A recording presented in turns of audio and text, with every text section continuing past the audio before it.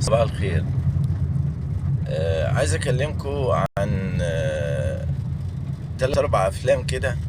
اكتشفت انا بدون يعني ما اشعر ان انا بحب الافلام دي قوي، فمش عارف ايه الرابط بينهم. يعني فيلم بين السماء والارض، بتاع الاسانسير اللي اتحجز في العمارة اللي كان فيه هند رستم ومحمود المليون، مجموعة كبيرة يعني.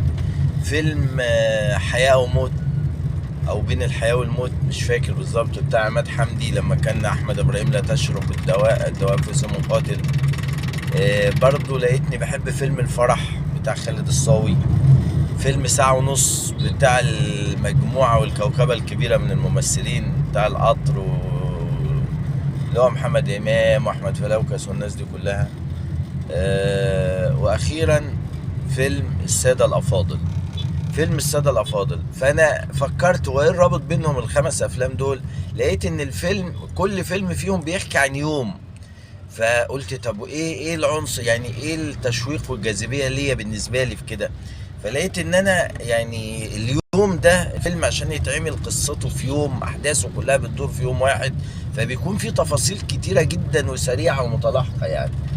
فهو ده الحاجة مبدئيا اللي حببتني في الأفلام ديت يعني. خلينا بقى في الفيلم الجديد اللي هو بتاع السادة الأفاضل. فيلم ولا أروع من كده.